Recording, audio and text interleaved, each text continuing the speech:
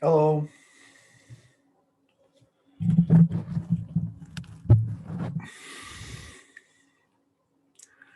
Alana, I think you're named OWASP Global AppSec.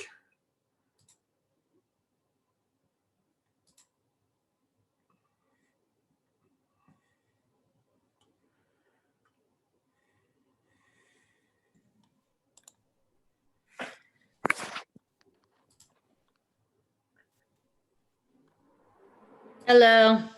Hey. So Dawn, you're called OWASP Foundation. Yeah, I don't know why it does that when I go to my calendar. I thought it was only on the old ones, but I thought you updated them all, so I don't really know why that happens. I just use the same meeting number, so I'm not sure. Okay. Hey. G'day. Hey, folks.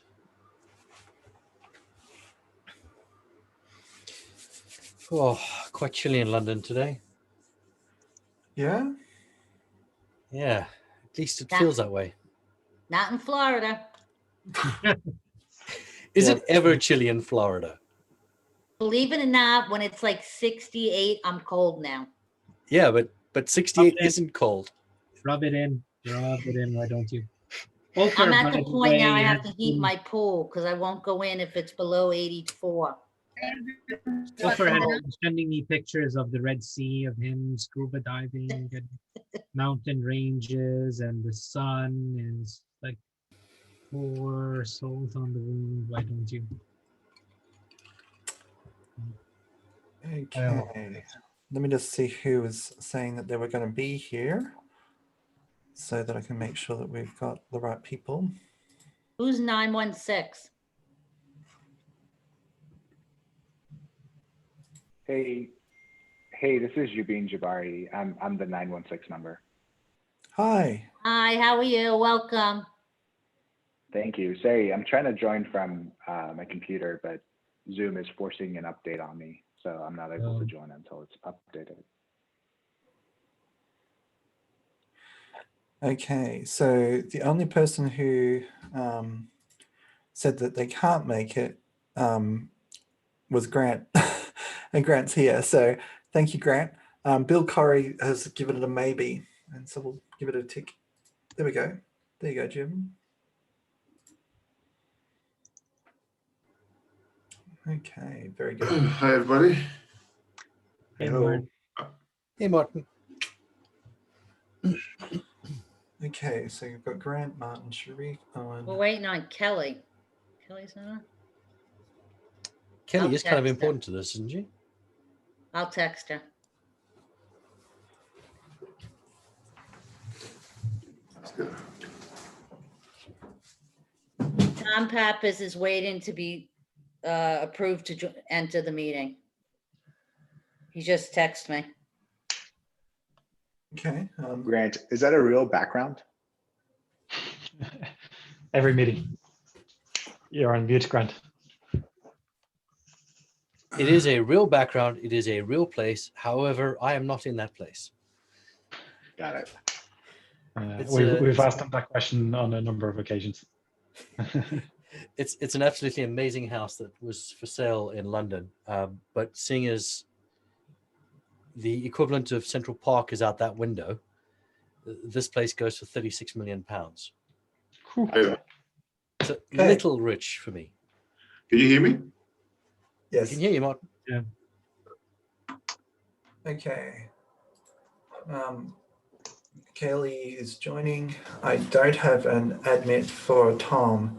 I don't know why he's not coming, but what I might do is we've now got quorum and everybody is here. I might end up handing over to Emily and letting her run through while I see what I can do for Tom. Yeah, he just pinged me again. So you want me to tell him to redial in? Yeah, please. I'll keep an eye on the participant list and I'll try and contact him offline. Okay. Emily, go for it. All right. Hi, everyone. Jobin, my name's Emily Berman. I'm the Director of Events at OWASP. For a little context, we are trying to decide how to navigate the event strategy for 2021, given the state of the world right now. So this is our second pass through, second or third. I have created this strategy in conjunction with Kelly. So everything that you'll see, we have agreed on together. So you'll see that that does have a lot of implications for Kelly in terms of sponsorship sales. I'll go ahead and share my screen. Oh, I need Andrew to make me the host.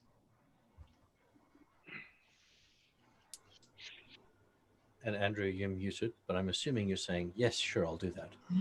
Yes, sure, I'll do that. Let me just make you a co-host. There you go. You should be able to do it now.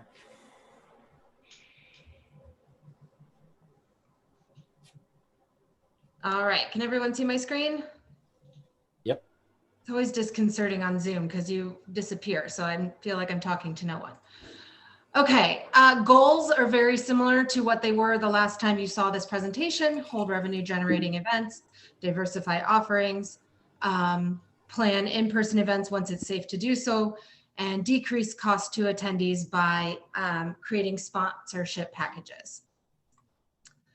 I know there were a lot of questions about what our current liabilities are, what contracts we currently have in place.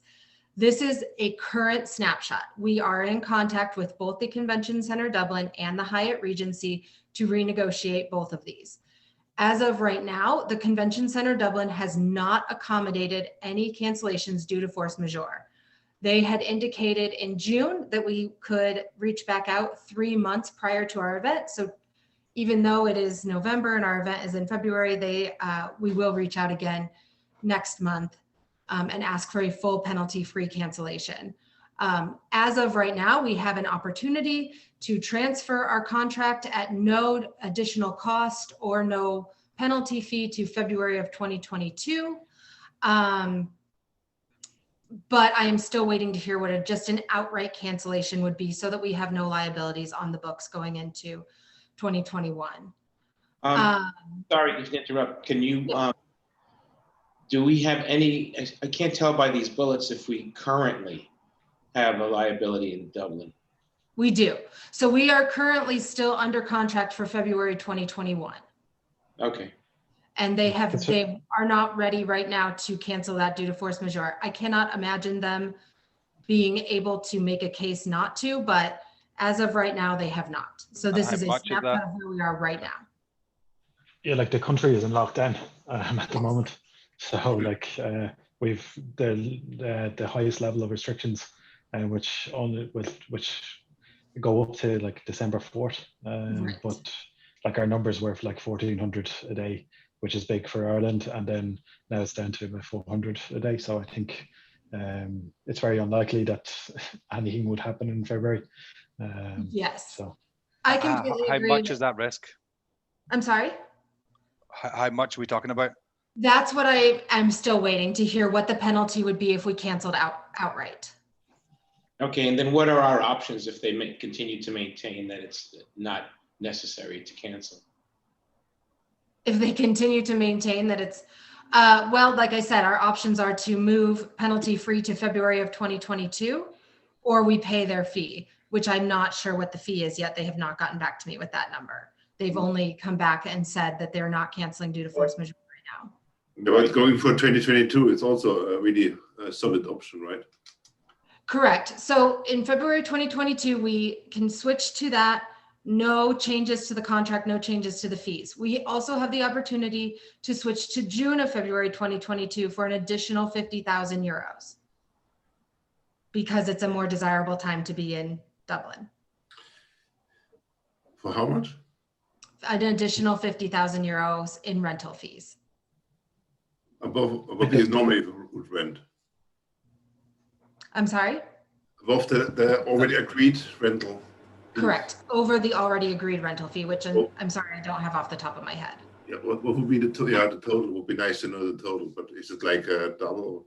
50,000 sounds a lot, but I know by rooms it's not that much normally. Yes, I can get you that number as soon as I stop sharing my screen. But it's going to be 65,000 euros. I don't know about the additional fee, but certainly the amount of money that I put in the budget was 65,000 euros. Right, So at and least we again, nearly double it. yeah. But that's in February. Who wants to be in Dublin in February? Nobody, right? Who wants to be in Dublin in June? Yeah. So being honest, February is normally when we get our coldest weather, so it's not going to be as desirable. Would we So- make an extra? Would we make money? Is there an return on investment? There for paying an is. extra- In the mock budget that I put together, there is, again, I don't have that number off the top of my head. My goal is truly to get them to cancel via force majeure and not have any liabilities on the books. That Right. does put us back in the situation where we are at the mercy of the venues to decide when and where we have our next conferences, because we are, less than 18 months out from any 2022 event. So Can you talk more about force majeure and Dublin? My question earlier was, what if they refuse to acknowledge the force majeure? they can't. If the government, so the government in the US is doing similar to what the government in Ireland is doing. They're doing this, partial lockdown, whatever, no gatherings over X amount for 30 days. And then we'll reevaluate, where they could say for the, indefinitely until we say otherwise, then that force majeure would kick in. We would be able to cancel via, the inability to hold a conference of that size. So if on December 30th, they say, okay, we're extending this stay-at-home order for another 45 days, then that we would be in our force majeure. My guess is, and judging by the way that things worked this past summer, they'll be able to cancel via force majeure prior to the government making that statement. However, if the government were to just make that statement, then force majeure would kick in. There's no, we refuse to acknowledge it. It's a legally binding clause in our contract. And So- it was updated to specifically include pandemic. So just to note, we'll more likely be coming out of level 5, but going to level 3, which is also I think it's a maximum of 5 people in meeting Exactly. and stuff like that, like with everything closed. So, and then they're also talking about just bringing us out of it just for Christmas and then putting us back in, if you know what I mean. If the numbers Exactly. don't continue, because our neighbours in the north are quite high too, which is affecting everything. Even Exactly. if we would have a vaccine right now, it would take a half a year at least to vaccinate everybody, and then we are beyond February. I think even 22 it's a serious option. I said in the beginning that we don't have to plan anything for before 21 or 22 actually. So yeah. So out of curiosity, if we were to go, if force majeure was to kick in, do we still have the option for February 2022 or Yes, even we June do. 2022? Yes, we will still have the option, and we would still have the option for June. It would just be a brand new contract as opposed to transferring the terms and everything from this contract to February. And we got this this option back in, it must have been September, just to know what our options were. Okay. So I guess with force majeure, we get out of it and we don't have to worry about it. So therefore, there's no risk in the books. But the risk on the other side of that then is everybody tries to book something for February and prices go up. Well, and February is not our desirable date, obviously. Oh, sorry, 2022 in general. Correct. No, you're absolutely right. That is the big liability, the big risk we run by getting by just canceling this contract outright. You're absolutely right. And also, do we still have Berlin for 2022? So that's We potentially have not not as big a signed risk that then. contract. We were getting into the finalization of that contract when the pandemic hit, and we just put it all on hold. Okay. Then we moved to February 21. So we moved Berlin. We got a new bid for 22. Then this happened again, and we put the entire thing on hold for Berlin. So the good news is we've seen the space. We know it's going to work. We know what, the main pricing is. So if we were to consider Berlin again, we could do that very easily. We could put a budget together. We don't need to go do another site visit. We're just ready to go, and we would just need to request a contract. Sorry, Emily, if someone has asked this question, do we see any forecast of having any conference in 2021? Because Yes. I feel that it's still dicey, but I don't know. Did you see the forecast? Yes, so no one's asked that yet, but there's 2 slides that cover that later in the strategy. If you see below the Convention Center Dublin, we do still have a signed contract for San Francisco at the end of October of next year. The penalty for canceling that 108 prior to 180 days out is 129,000, and the penalty after that is 100% of their projected room revenue, which is 387,000. I will get to this back in the further slides of the negotiation that we're going to try to do with them to hold an in-person event, but currently that's where we stand in terms of the contract. Right there. So that's, I guess you'll talk about options because you only have canceling, not delaying. Correct. And to be honest, Richard, delaying was not on my radar. So we can certainly talk about if we want to try to get out of the contract penalty free and hold that event in autumn of 22. We can, that's absolutely on the table. And we also have to see when we negotiate, because with this dry period for them, they will maybe adjust their rates, I think. Exactly. Well, yeah, so many less conferences and everything, so this will be also exactly. Well, and I'll get to this in the slide, but just the amount of people, we're not going to be able to hold a conference for 1,000 people. So we'll have to be adjusting our room block, our food and beverage minimum. So the expenses in general should go down based on the new COVID restrictions. But again, I have a whole slide on this later in the presentation. Yeah, I think what I meant is also the venues, they will have a different price tag after the COVID when they start. Yes, yeah. Very likely. Any questions in general on either Convention Center Dublin or Hyatt Regency San Francisco? What's your preference on Dublin?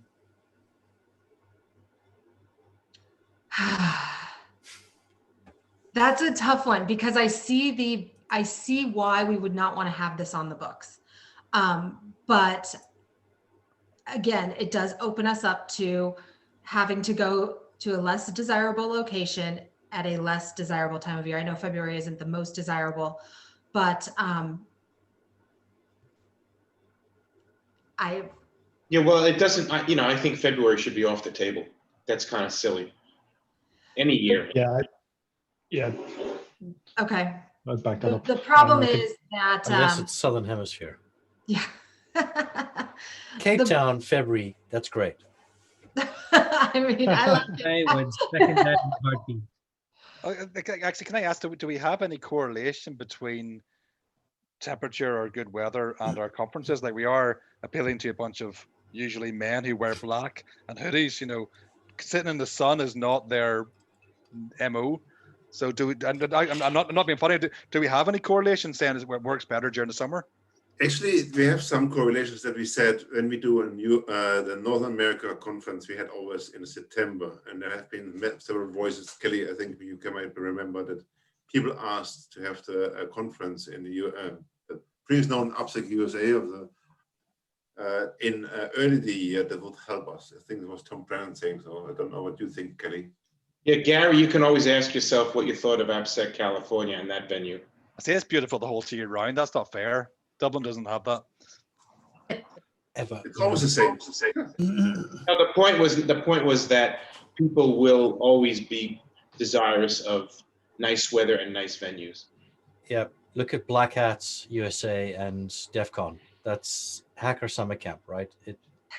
Those really are hoodie wearing, hide in the dark, like I am right now, and yet we still like the Vegas pools. Yeah, nobody would go to Iceland in December, right? If you get there. I think you would go, Martin. Of course, I go everywhere. Yeah, I'm reckless. So in contrast, Should we go to Dublin? Sorry, Van Dunnen? Say that again, sorry. No. We're just kidding. So I just said that should we go to Dublin then? Would Martin go to Dublin? I go everywhere. Yeah. Van Dunnen, you're breaking up a bit when you speak. Okay. All right, so Yeah, that's very we'll good. be talking more about Dublin later, or is this the time to discuss and decide on Dublin? Well, we need to see what comes back from the force majeure perspective. Maybe- So I don't think there's any risk in waiting. So, Maybe we should wait for the whole presentation. Yeah. so I will say this about Dublin, with the 50,000 euro increase in the rental fee. And again, I did not go back and re-look at the budget prior to this presentation, so I apologize, but I can absolutely do that and write you all a detailed email with my findings. But if I recall correctly, with the 50,000, it no longer made financial sense to go to Dublin with the fees. So we can talk about what that looks like, or if we want to look at another venue for 22. But again, I don't have the information in front of me right now to talk to it too much. Okay. But I think we should come to a more or less agreement philosophically on how we view 2021 in general. So, okay, I do address that because we won't be doing obviously an in-person event in Dublin in February of this year or anytime in 21. Yeah. How about we just go through the materials and then deep dive on the things that need deep diving towards the end? Because I think there's actually slides that cover off many of these topics. Yes. Sure. Okay, let's proceed. Okay. So in the strategy that will be outlined after these two slides, I wanted to just set the precedent of here are the considerations we took in making the recommendations we are going to make going forward. These are the stats from the virtual global. We want to say it was a success, but honestly, if you look at the actual stats, it wasn't. The engagement of the on-demand content was very low. The live engagement was much lower than we expected, given what we experimented with back in April, and that will be on the next slide. I'll be able to show you that.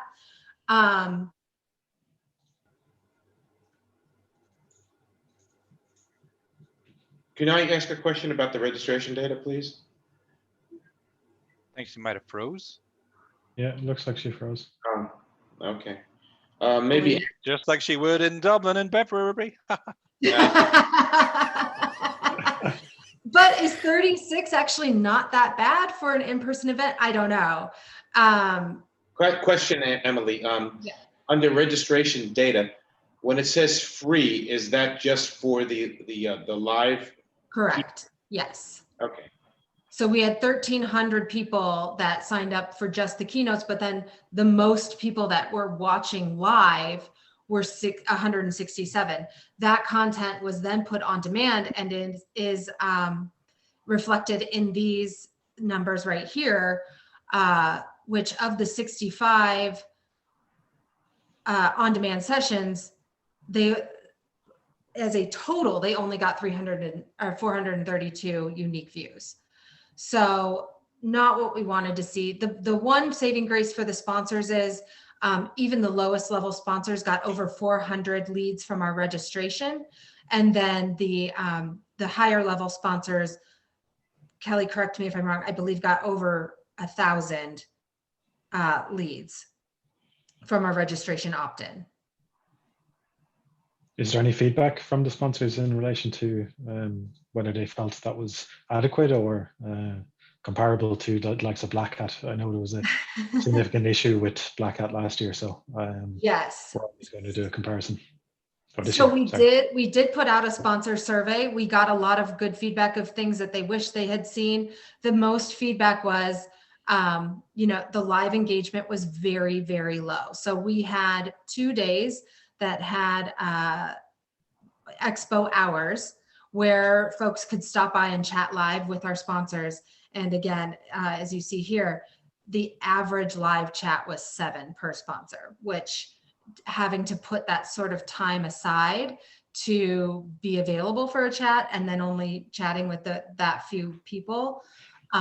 We have some other interesting stats, as you can see. So each booth had a submission form, so you could submit for more information.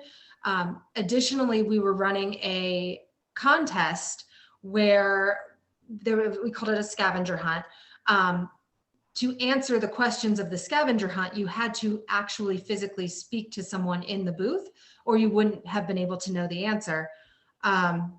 We had over 40 submissions, and none of them got all the right answers. So folks were just guessing. We were trying to get them to engage with sponsors, and no one got all the right answers. No one engaged with the sponsors in order to receive those answers. Because Owen wasn't there. Oh, yeah. Yeah, I would have engaged with all of them to get swag. So It wasn't even swag. We were giving away a $500 gift card, so that wasn't even enough. I was one of the 40, but I was too lazy to interface with these people. So I was one of the 40.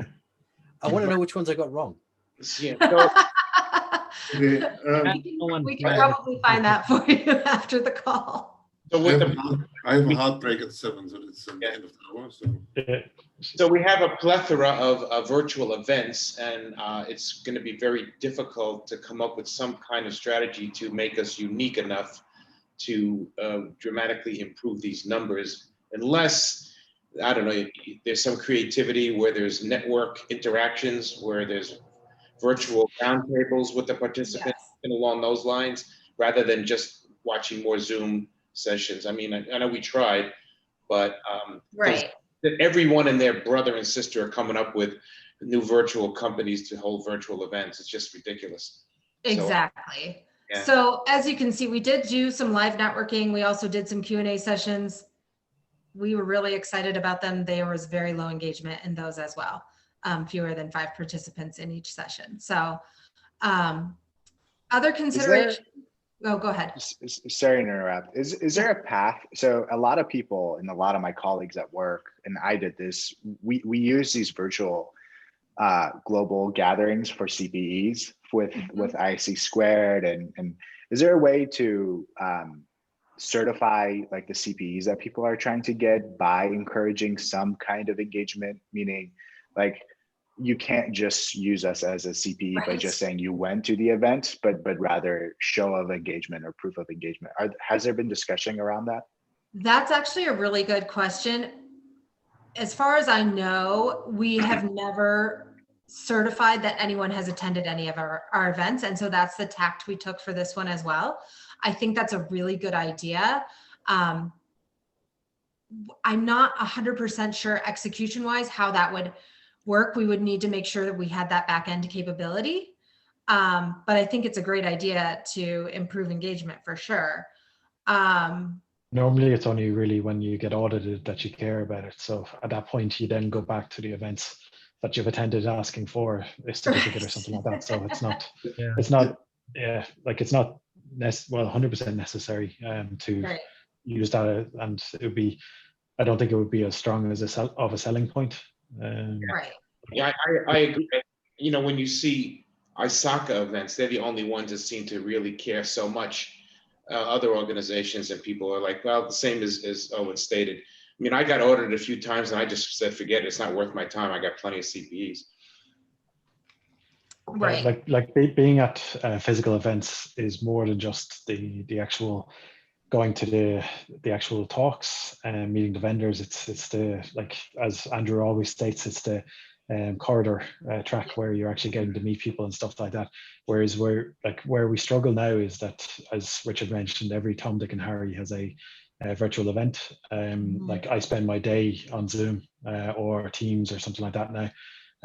So trying to sit down and actually want to go to something in outside of work.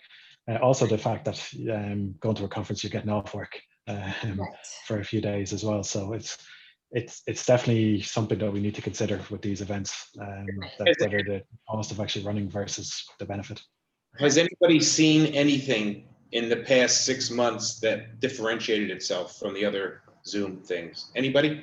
Well, so we have come up with some things that I'm getting to. So I guess I have another slide that talks some numbers. But the big thing is, yes, engagement with the audience is incredibly important.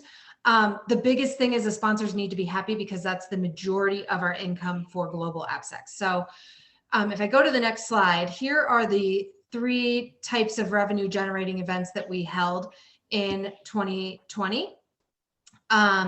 If you all remember the April Global AppSec. Oh, sorry. Was there a question?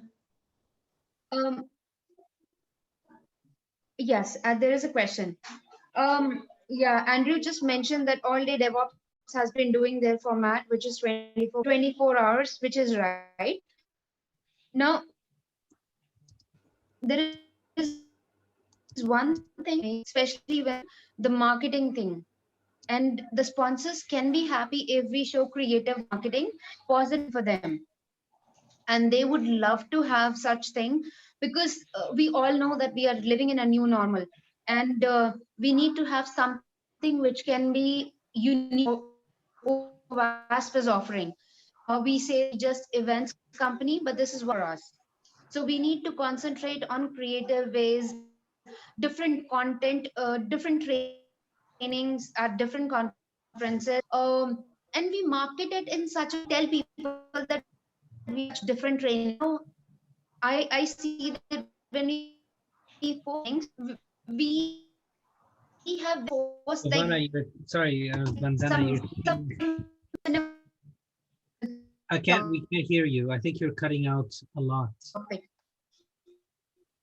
think you're cutting out. Maybe kill the video, Vandana. Maybe it might. Okay, can you hear me? Yeah, look, this sounds better. Yeah, much better. Turned off the video. Yeah, so I was saying that, see, when we post something about a training or a sponsor, we just thank them once and that's all. And I think what sponsor needs is basically the marketing.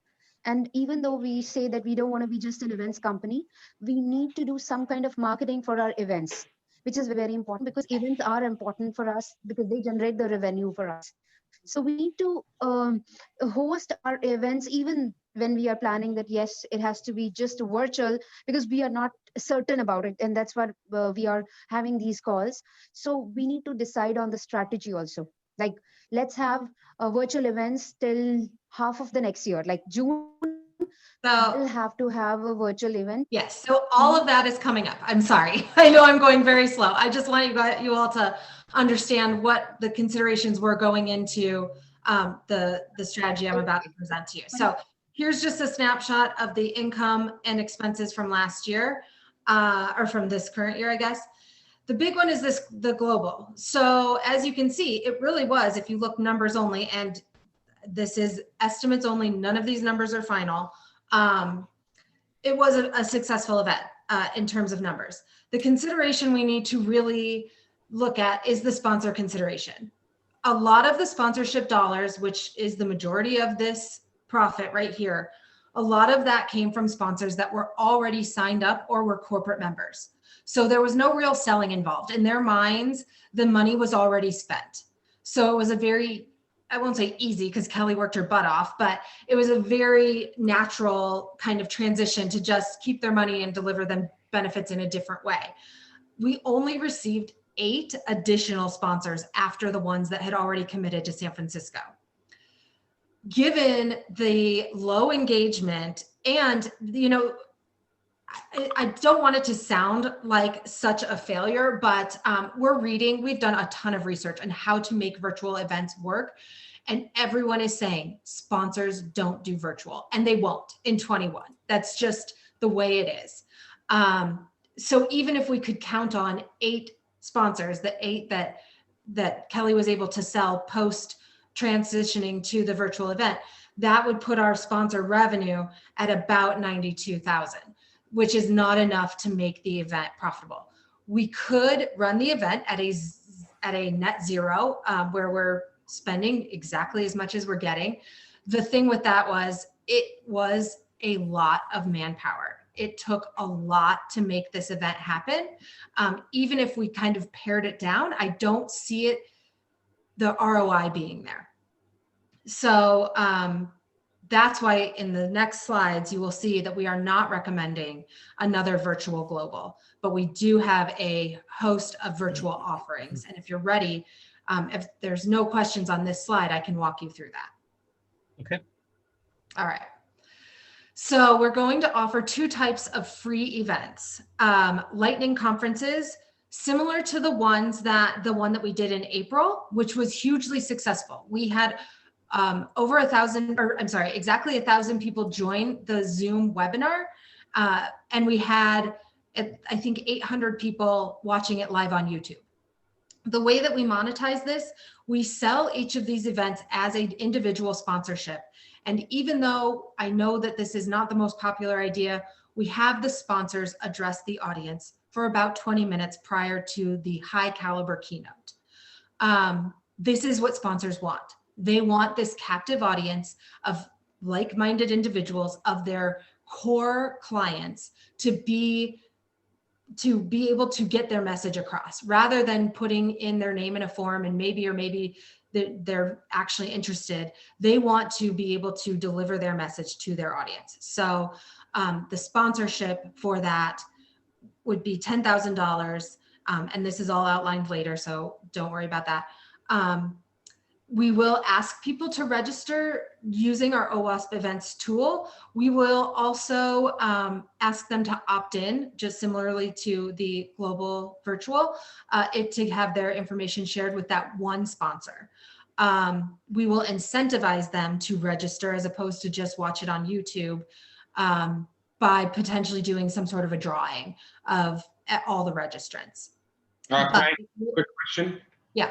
Did you say that there's one sponsor only for each event? Correct, at $10,000 each. And why would you limit yourself?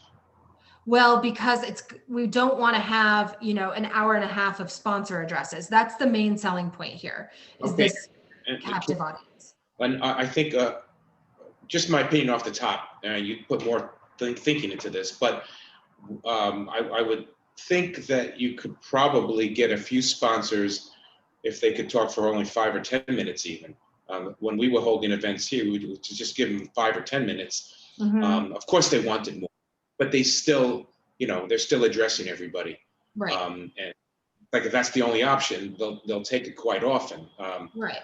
And we're absolutely open to those types of small changes. I guess this is kind of the overall plan that we've come up with. If we can monetize it even more, we're absolutely open to that. Okay.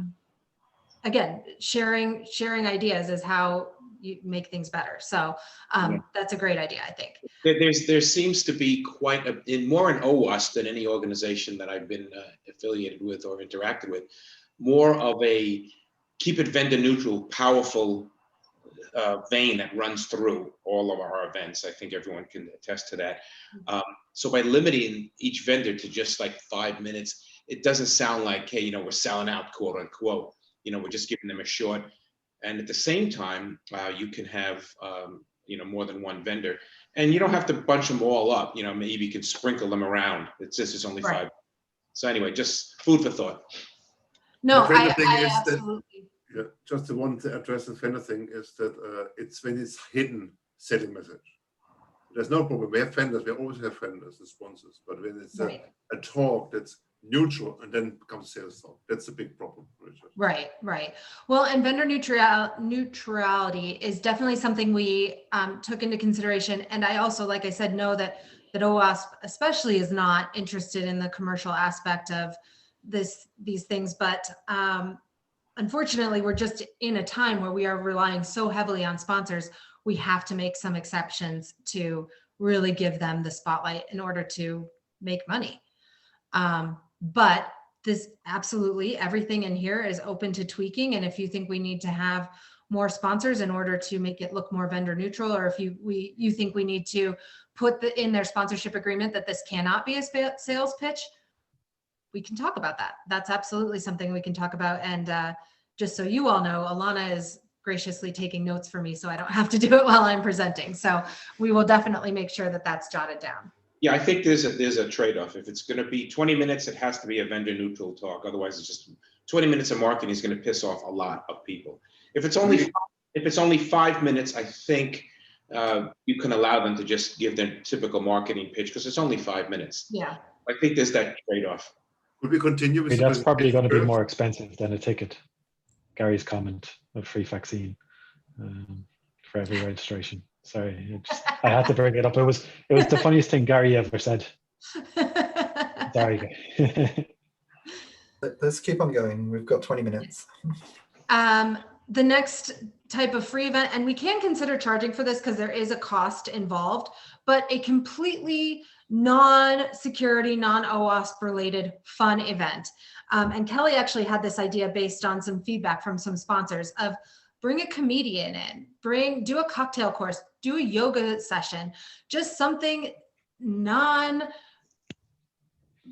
related that's fun, that brings goodwill to the community from OWASP and from whichever sponsor sponsors this. Similar sponsorship package with the $60,000 per, you get the leads. I didn't write it down here, but we had talked about letting them address the Zoom, and then you would have to register for this. And again, we would use the OWASP events tool for this. You would have to register because it would be in a private meeting room. So 6 of those, again, you'll see that outlined in the budget. We then have some paid events. Again, this was Kelly's idea, which I loved. We reach out to the community and ask them for a program that they would be interested in. And actually, Sharif and I kind of talked about this as well. I'm not personally an expert on what a good game is or a hackathon work product would possibly be, or what kind of competition our community would really get involved in, nor would I be the best to run it. So let's put a call out to our project leaders, to our community, have them submit an idea. We could even take up to, 5 or 10 ideas and have them upvoted by the community. Charge people $100 to participate. OWASP will provide the prizes. But then whoever submits the idea would run the actual competition or game or hackathon or whatever it is. We would sell these as a package for sponsors. So you would get the leads, and you would also have an opportunity to put your form on our Capture the Swag page on the Call for Fun page. But it would be a package of all 4. You wouldn't have to individually, and you'll see in the budget, I off the top of my head cannot remember how many sponsors we had planned for that, but I do have it outlined on the budget page. Training courses, obviously, as you saw above, the training courses were fairly lucrative for us. They're pretty low effort at this point. We're getting really good at it. The one thing we did decide is, as opposed to doing a call for training, we take the top 5 most popular trainings from 2020 and rerun them in time zones not North America. So Europe/Africa, India, other places in Asia Pacific, New Zealand, Australia, those friendly time zones, as opposed to just North America. Additionally, we would adjust the pricing per economic area. So for instance, the pricing right now is $4.95. In India, we might discount that, even though we were offering sponsorships for those, or I'm sorry, scholarships for those areas. It wasn't as well, I would say, marketed as it could have been. And so we can adjust that going forward. So we would run 5 of those throughout the year. Again, those would be sponsored as a package, not individually. Then we would have the global AppSec events. So I have a whole slide on this, so I will get to that. But as you know, we are proposing a hybrid option. The other thing here is the regional events. Andrew and I have already been chatting with Daniel Ting in Australia to turn that into a global. Obviously, this year, the US and Europe would not be able to travel to Australia. However, Australia will be entering into a travel bubble agreement with other APAC countries. So we could still call it a global, because hopefully folks from Japan, Singapore, and New Zealand would be able to travel to Australia to attend this event. Because we would not be able to go, we would be subcontracting Daniel Ting to be the boots on the ground for that event. And then hopefully in subsequent years, we could turn that into our actual 3rd global. We have also spoken with LastCon. They are very interested in holding their event next year. we would like to get events back on track. We are very hopeful. I don't know if it's false optimism, but that we will be able to be in person next year. They're in talks with their venue. We would make sure that there is a completely flexible cancellation agreement if we decided to do that. They are also interested in a hybrid or possibly all virtual option as well. So we had that discussion with them. We are still discussing. Nothing has been promised to them, but we will be probably moving forward with LastCon. And I have to go back to Australia really quick. I know that Andrew has already been in discussions with you, but in order to hold an event in Australia, we would need an Australian entity. And prior to that being established, we really can't move forward with that. So that's kind of the one caveat there. Are there any questions on regional events? How's the sponsor market in Australia? Have we done any preliminary research on that, or do we have any information? I will have to defer to Kelly on that. I'm sorry. Just briefly, the market is quite buoyant in terms of local banks and big telcos wanting to sponsor, like Combank and Telstra. But in terms of global, what happens is in October of every year, they have a cyber month. And generally the larger international firms ship their staff there for the entire month. And we're taking advantage of that timing. So that essentially if they do have marketing staff in town, they can send them to us. That's the reason why they hold it at this time. However, Kelly, if you could just go into the sort of interest that you know of. Yeah, I mean, AppSec Day Australia has always received, I feel, a decent amount of sponsors interested in participating at the event. This was definitely one of my concerns, was that, you know, companies weren't going to send their employees there if they didn't have people already, you know, on the ground. Speaking with Daniel and speaking with John, John from New Zealand, it doesn't seem to be a problem. So I think we should be okay. I can't promise that we're going to be as successful as our US events typically are. But I don't think we're going to strike out. Like sometimes it takes money to or investment to try and get something out there. To build it, yeah. They seem to be doing a really good job themselves over there. Yeah, that's what, you know, Australia today with Julian seemed okay. So that's what I'm kind of basing my information on. But I guess like that would be brilliant as a maybe, I guess, looking into maybe 2022 as an event, as a face-to-face event, if everything goes to plan in 2021 and we get a vaccine or something that's stable. Yeah, I think that's what Emily's plan is, to try to add this as our third global.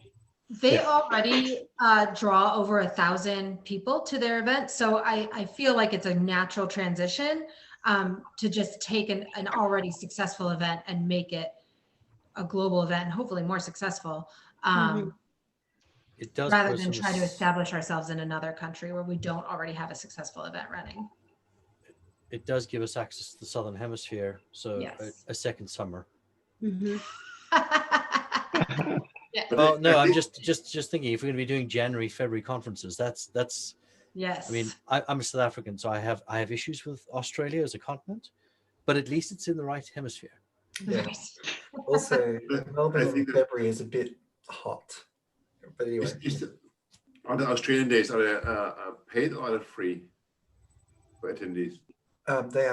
They were paid. I'm not sure what they're doing this time around, but they're very, very good at budget planning. You should see the budget plan that they prepared for 2019. It was amazing. I mean, for attendees, they have to. It's not a free event; it's a paid event for attendees. Right? Yes. Yes. Okay. Emily, can you send us the URL to the slide deck? Yeah, absolutely. In fact, I've actually sent it to everyone. Look at your OSD org emails. I've actually shared their document with you. The Word document or the deck was looking at my calendar. It is a Google. Look at your mailbox first. Yes, it was, but Emily, open in slides. I'm guessing it's the presentation. So when are we looking again for Australia? What time frame? The last week of October. Yes. Okay, and anything past that would be too hot, or would it still be fine? They're trying to actually capture the Cyber Month, which is an official Australian government activity. There's a bunch of events on during that month, of which we're one. How are we going to do Australia the end of October when that's when San Francisco is also scheduled for?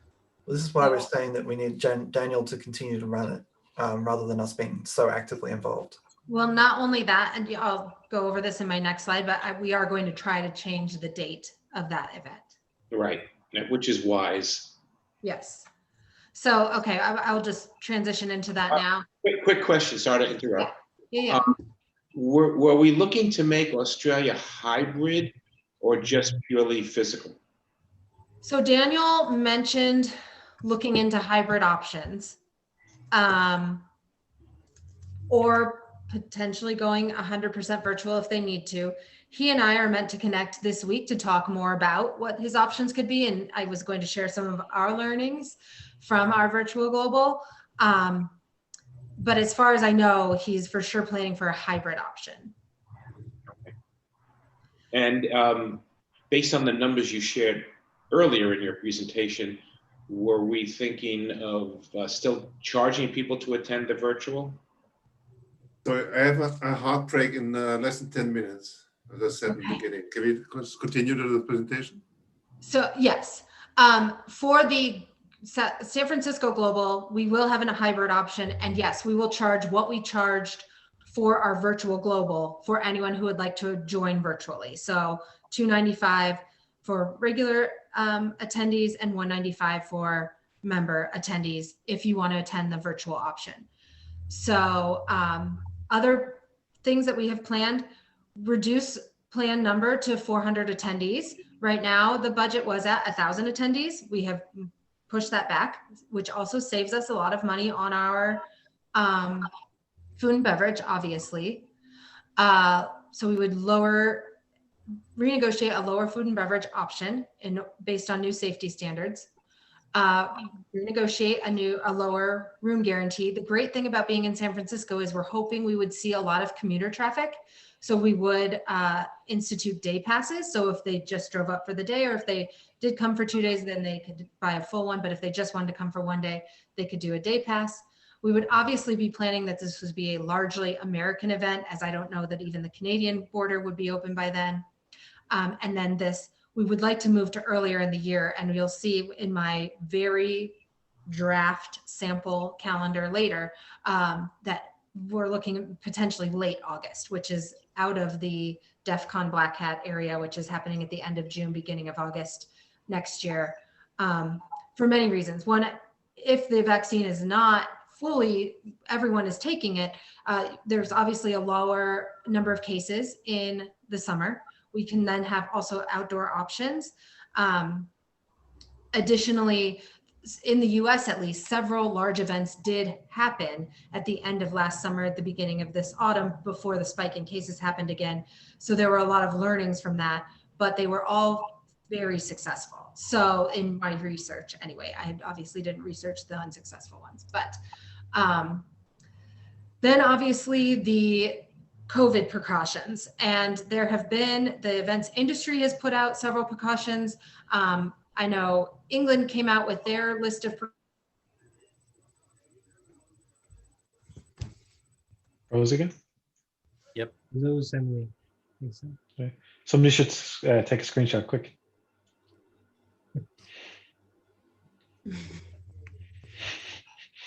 But obviously we. Sorry, you paused for many seconds there. Could you just go through it quickly? Sorry? You paused for many seconds, so could you just repeat very quickly? Yes, sorry.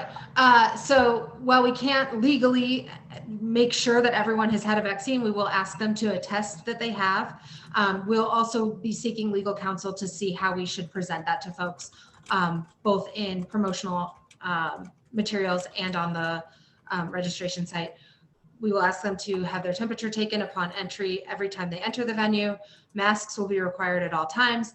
We will keep the same amount of square footage that we have, even though we're reducing by over half to allow for social distancing.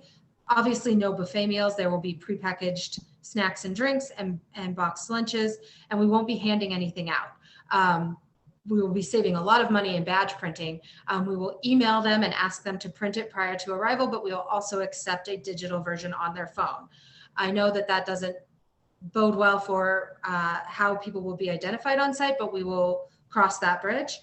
There will also be no swag distributed other than potentially masks available for those who need them and hand sanitizer. This is a sample. What? Owen won't be I'm there. very upset. Why? Owen won't be there because there's no swag. Swag. Oh, we did, you know, reducing the interaction of germs. This I have is a standard question. equipment in America at the moment. If you don't Right. have this, don't touch stuff. Yes. What is it? What It's a is it, hand Andrew? sanitizer. Ah, okay. Touch the least amount of stuff possible. Right. So given all of the events I just outlined, this is a sample calendar I put together. I think we would follow it fairly. The exact dates might change, but I tried to distribute them all within the different quarters. Obviously, the third and fourth quarter are getting a little bit crowded with both LASCON and Australia, but when you receive the slides, you can examine this a little further if you have questions. Then the most important part, this is the draft budget, our estimated P&L for everything that I just outlined.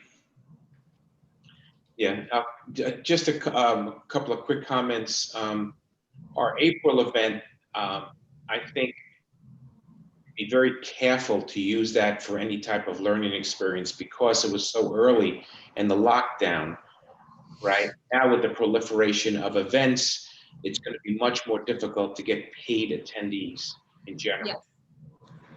No, and that's why, for the most part, as you'll see, I have outlined here which ones will be paid events. So the call for fun will be 100 people, and then trainings obviously will be, that's the majority of our paid events. Well, and then obviously the AppSex and LASCON. But for the most part, we're relying on sponsor revenue so that we can offer these events for free.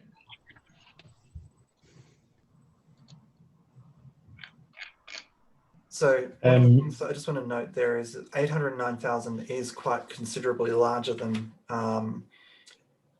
as an expense than, you know, what I'd be happy with making sure that we end 2021 with an operational reserve. I have asked Tom to talk about having a line of credit to smooth things out. But we're not going to have these expenses and income at once. It is actually spread out over the year. Unfortunately, it is backloaded for LOSCON, AppSec Australia and AppSec SF. So Tom, did you have a chance to talk to anyone about the line of credit situation? So I put a request into Citizens. The issue is going to be what we secure it with. Right. So the VP that I work with is supposed to be getting back to me. You know, the bigger one is obviously the global AppSec in California with the 412,000. I don't know how much we've already paid out of that off the top of my head, but if I remember correctly, there's about 60 or 65,000 that is sitting in our prepaids.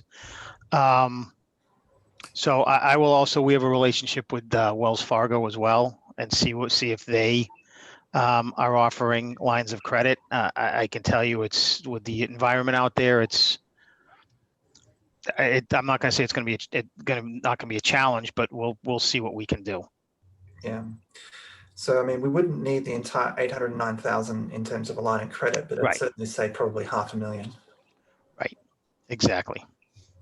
And you know, with our bank balances at this point in our prior year financials, and we have an audited set of financials, maybe. Let me have the meeting with him, and it's either today or tomorrow, and see what we can do. And then I'll also reach out to Wells Fargo as well. One question, we said it's a meeting to 7. I have a heartbreak because my wife's not feeling well. I have to put the little one to bed. So it's an informational meeting, or do we have to decide on anything. What is the expectations? We actually have a relatively empty November board meeting, which is in a couple of weeks' time. I would suggest let's have a discussion. The thing for Emily is we do need to get out to our sponsors and Kelly as soon as we possibly can to say, give them certainty as to what we're doing.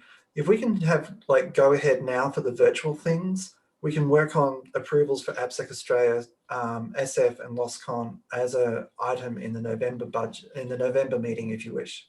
Is that okay? So Is there? Okay. just I a have to really leave, quick so question. see you around. yeah. See you, Sorry. Martin. Okay, See you, Martin. just a quick question. So the dates that you need to know this by, we'll go through that by the November meeting. For the Global AppSec meeting in San Francisco, Emily mentioned it's April that we can pull out by. Correct. Yes. For Global AppSec Australia and LastCon, are any dates associated with those? We as well? haven't got any contracts. Nothing's outstanding, but it means that, you know, we can't move forward with planning and we can't engage sponsors. Okay. Understand. Yeah, like it like from looking at this, it looks like which ones are the less risky or the least risky to go with. But is there any way, Emily, that you would be able to put together a plan on like how much lead time you would need to run each one of them? Like as in like say from right, we think we're going to do this to actually having. Kelly and I have discussed this a lot. We would like events on the calendar as early as January. So like last month would have been nice. As early as like tomorrow. Go ahead. Sorry, Kelly. No, I just said the sooner the better. Like I was kind of hoping to have some idea leaving this call today of what I can tell companies that are trying to plan their budgets for next year. And we have no, I can kind of tell them what we have, but nothing is finalized. Well, yeah, like I think it's a bit risky. Being honest, I think it's a bit risky by putting so many of them in the calendar. Like it would be useful to try one and see how it goes, because like 2020 has been Zoom to death for pretty much everybody, and going into 2021, if we're starting that and people aren't taking it up, we're probably going to end up losing a lot of money.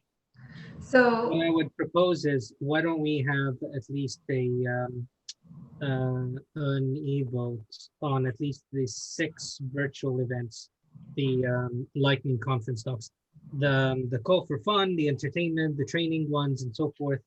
We can sort of package that out, but the ones that you need out right now, I think you can put on a doodle saying, look, for the big meaty ones, we can have a further discussion. For the immediate things that we would need right now, here's a smaller, slim package. Gary has a valid point there. So I've started actually putting together a project plan of what all needs to happen in order to launch this successfully the second you guys say yes. And the first thing that's on there is we need to get websites up so that the sponsors know that this is a legitimate event. So while we don't, I guess, necessarily need to put the entire calendar of Lightning conferences up on the website, I do think there is a bonus to sponsor value to Kelly's ability to sell those. If we could get them all sold even before the first of the year, they're free events. So all we have to do is run them. I think we open ourselves up to risk to wait until after we run one to then start promoting others. Additionally, we need to get content for them all, which is going to be a time-consuming process as well. And we want to be sure we get that content in time to promote it, so it's not 2 weeks out and we're like, oh, guess who's going to be speaking? We want to really be thoughtful about the content we're putting out there. That makes sense. But can I ask maybe that, as a takeaway from this, before we make any decisions, that Andrew, if Kelly can, inadvertently me asking through you, Andrew, if we could actually reach out to the sponsors to actually see whether these are something that they would be interested in sponsoring before actually going ahead and putting time into organizing it. Then if we get a okay from a sponsor that this is something that we could that they could sponsor, then yes, we can put the time into it. But if we're going to start losing money, both on utilization of people spending time trying to organize an event and not actually getting sponsors to uptake in it, then it's probably not going to be a runner from my perspective anyway. It's going to be a loss leader. Yeah, I'm so- worried that some sponsors won't want to send their people to an in-person conference, and therefore, Kelly, is there any way we can actually just bring around a bunch of the sponsors, like Owen's saying, and say, like, are you planning to do any or sponsor any in-person? Yeah, I mean, events? we can take a survey of the ones that just sponsored our virtual and ask them, you know, if God forbid we're allowed to have San Francisco next year as a face-to-face, would you guys, you know, Yeah. consider attending? I do know right now companies are telling me obviously they want leads, and sometimes it's not the quantity, it's the quality of the leads, or you know, they you 1,000 leads, but then they have to sort through them. So if they've got the opportunity to address an audience or to speak, you know, those leads are more meaningful to them than it is just giving them like a data dump of all the attendees that attended our virtual event. You know, if you wanted to address a couple of issues all at once, I think it might be worth looking at something slightly different from our focus over all the years, which would be CISO event talking about SDLC or talking about application development, something obviously related to software security, our forte, Yes. but addressing CISOs and market it that way, the vendors will be jumping out of their shoes for that. They suggested a roundtable event, thought leadership sessions, Right. panel discussions. Yeah. Yeah, I think that we need to, because of this virtual world, if we want to be successful, we have to, and for the vendors, you know, we should shift the focus. Now, of course, that does not include any developers, but we're just talking about like 1 or 2 events spread around the year that Right.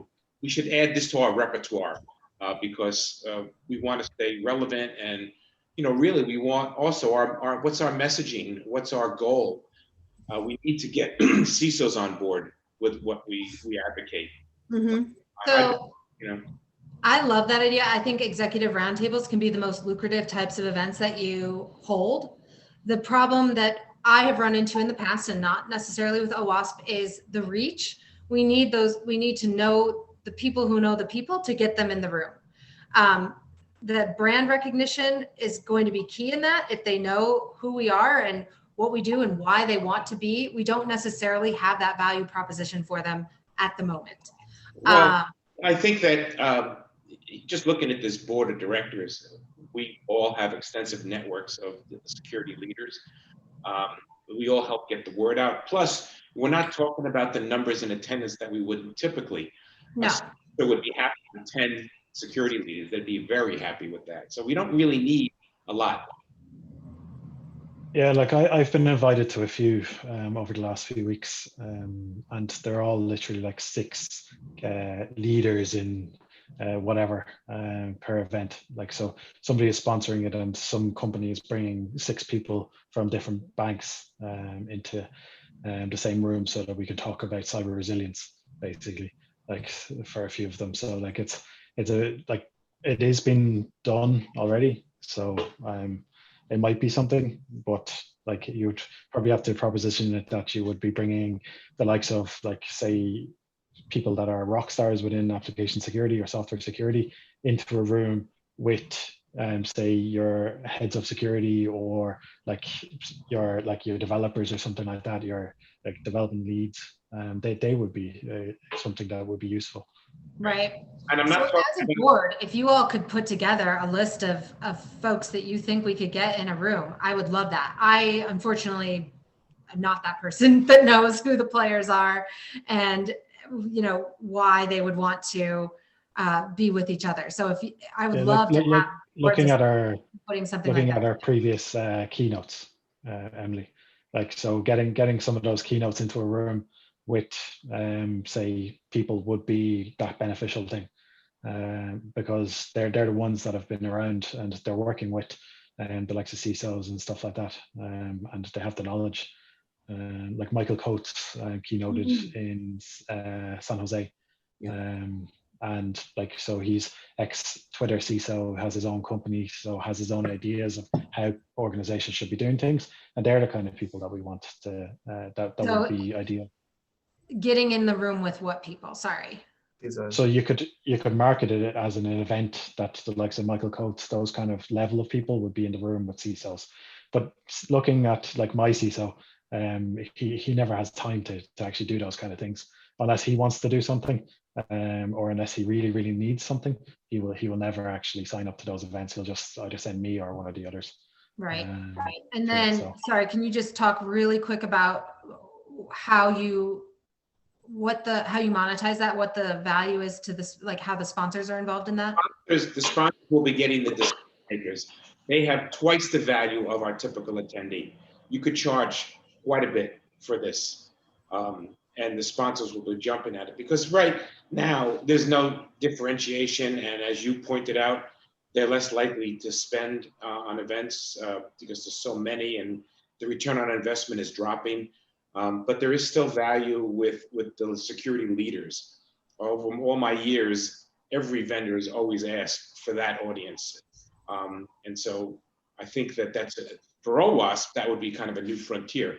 I think it's untapped because, you know, layer 7 is a big deal and doesn't get enough publicity in the C-suite, nor among CISOs.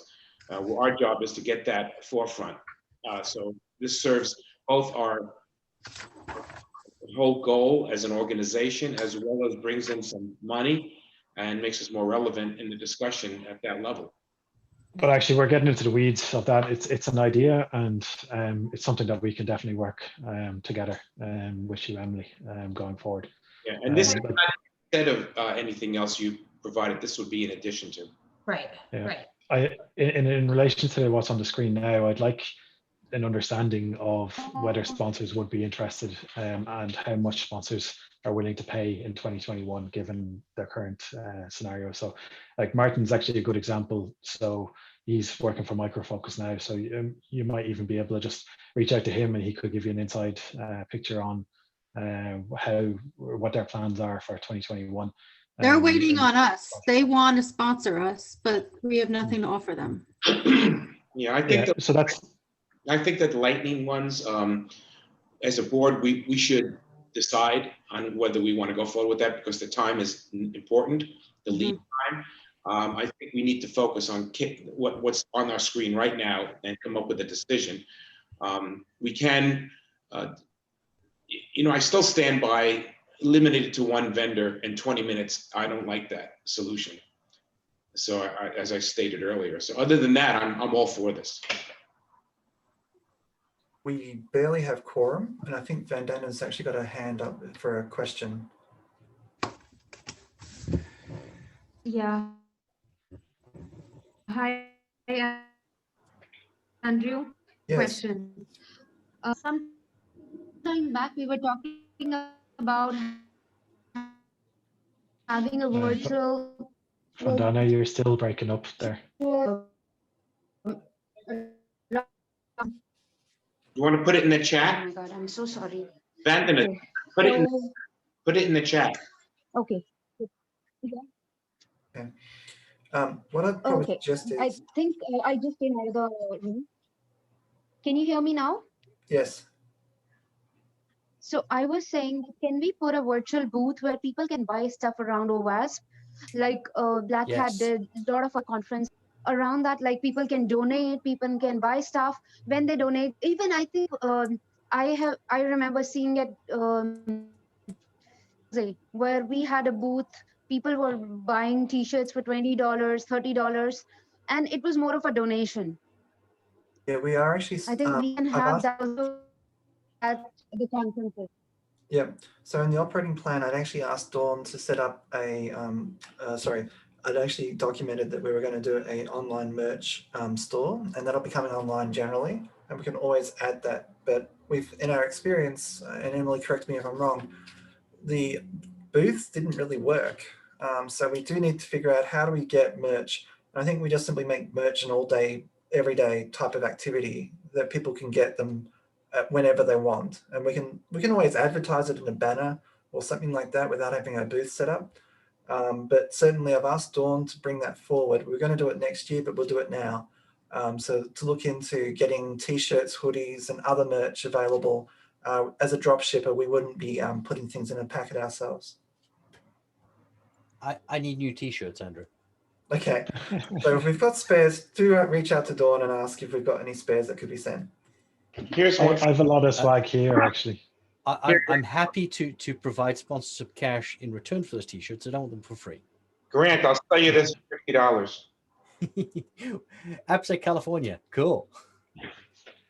I have about 500 rockets here if anybody wants them as well. So as well as lots of the drawstring bags and stickers, I think, and lots of AppSec Dublin postcards. Will those rockets reach Mar-a-Lago? Could do. I was pretty successful during Amsterdam. Okay, I'm just putting down these ideas for stickers, hoodies, and things like that. I'll definitely be following up with Dawn. We've got a bit of a quiet period in the staff at the moment, and getting some of these other initiatives that could earn us funds through would be very good. Yep. We are about quarter of an hour late. What I'll do is I will set up a doodle for the virtual events because, you know, for around the 50, 60,000, yeah, I know. I don't know who's got them at the moment. We can earn maybe up to 200. So maybe we can actually put a vote together for the virtual stuff and then discuss once we've had the discussion with the sponsors and bring that to you in the November board meeting. Yeah.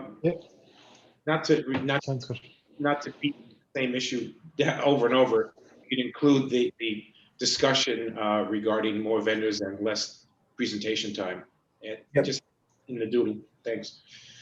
Yeah, no problem. And someone brought up the coins. I know a whole bunch that Mike ordered were dated. So that was they were Dublin 2020. He sent me over a few, and also San Francisco. Yeah. I don't no idea where they are. They could be in the box. I think Emily, did he give them to you? I have a lot of them. Did they make you at your move? Well, because I am renting my house to a friend, I left them in the basement. You know, the other thing that we could probably agree on somewhat quickly, I'm guessing, would be the training, right? Everybody wants training, and that's the one thing they'll pay for. Yep. So can I just ask, because I believe I'll need some board support for this if it comes up, are we okay with not doing a call for training? We obviously can. I just thought, why mess with something we already know works? Yeah, I agree with that. And because the trainings were all run simultaneously and we didn't repeat them in 2020, there were folks that wanted to take multiple ones and couldn't because they were running at the same time. Could we at least do a call for training? I'm just thinking of, because we're a community, our community wants to help, so it would be useful to do a call for training. Because I didn't know if that would be controversial. It will be, and that's one of the issues. So I'm all for repeating people that are successful, but we also need to ensure that we're acting as a community and making sure that people are openly or are open to submit, so that we're not choosing. So could we do both? But yes, that does mean that we have to go through the selection process again. And last time I picked the damn trainers, I'm going to shit for it. So as somebody who runs an AppSec training company, I'm going to say no. I don't think we should be doing a call for trainers. This is a commercial thing, right? We have a commercial relationship with certain trainers. We need to have a way for commercial trainers to get onto that list. Fine, I agree with that. But we know that could be the call for training. So like we have like a list, but like it's not like we can reword it to something different, but we can do a call for training to get onto a panel, and then that panel can be run for the year rather than having a multiple call for trainings. Yes. So if you want to be an OWASP trainer for one of these events that we're coming up, apply here. And then we can submit, like in the past, we invited Mario Heidrich to do training and stuff like that. So we can actually go out and actually talk to those trainers, people who were successful in the past, ask, are you interested? And then submit them onto that panel, and then actually try and get them to do the events. Yes. Because at least then that gives opportunity for people to submit, and then we're achieving our community efforts. Yeah, Okay, I so- agree with that. so However, Aaron? I also agree that it could be a hybrid. Let's let Emily move forward with the initial training courses, a couple of them, based on what we've got, and then we can add in the results from the call for training. So Right. We could even open a call for training up right after Thanksgiving in the US, or December 1st, and potentially have it closed before the holidays and be able to announce that training in January. Yeah, But like you could do it then- tomorrow. Then you're also You could do it going to go through that list. Sorry, I'm sorry, say that say again? that. Then you're also going to go through that list, Owen. I won't be the only board member who does so. Grant, I've done it for the last 6-7 years. So I know, but you never got into trouble for it. that's why, in fairness, I did a good job. So if you got into trouble, then that's your fault.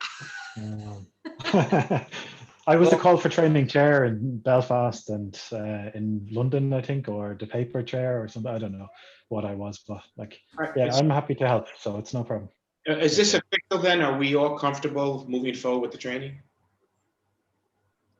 Yes, I think so. Yeah, I think we need to have a doodle so those who've left the call already can also agree. But I think the first 4, we're probably going to say yes to the first 4. Thank you.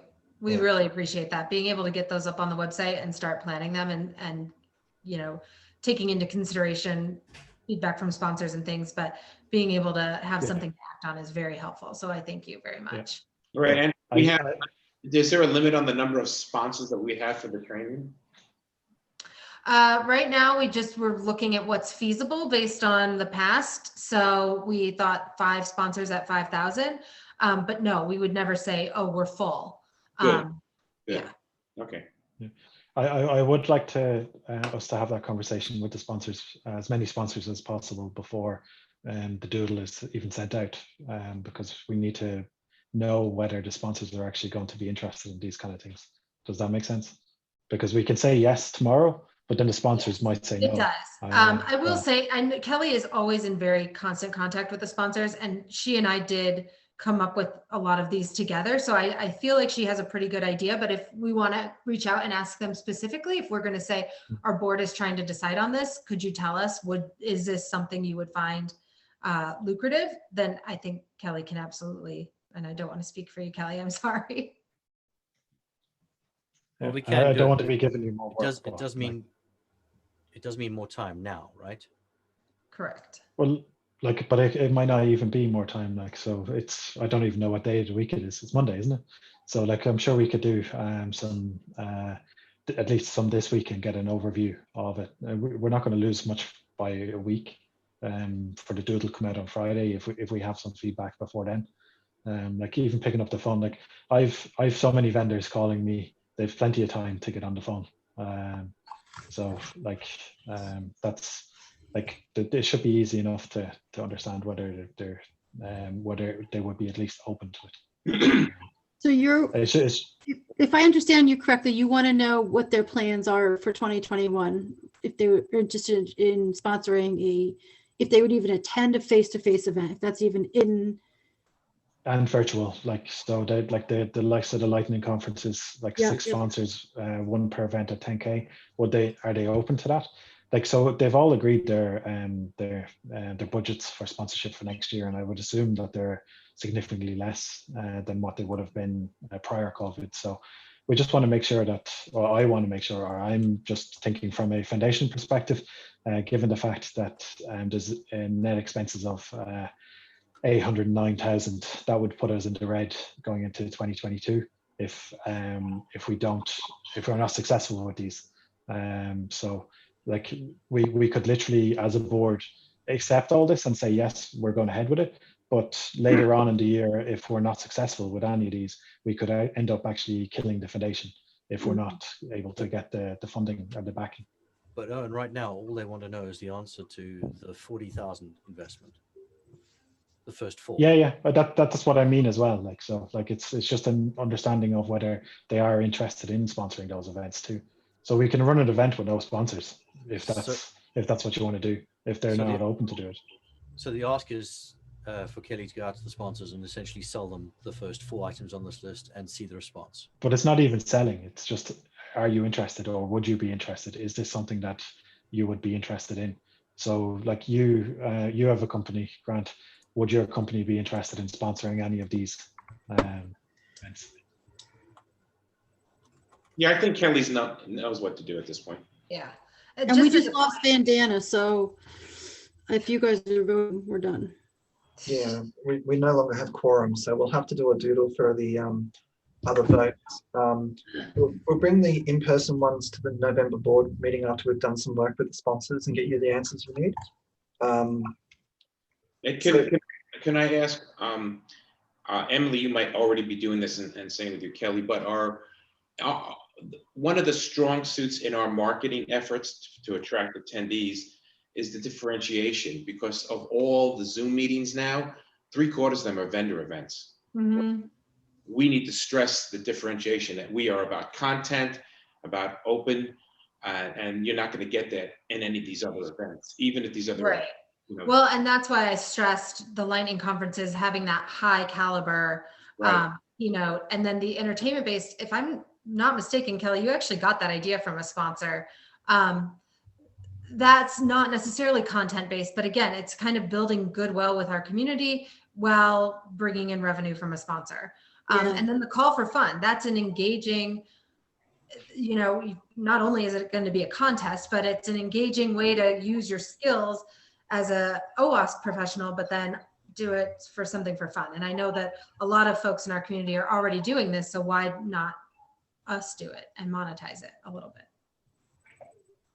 We're also looking at the content marketing strategy for event stuff that's passed, and we're going to be working on that this month, but I don't think we've got an answer for that just yet.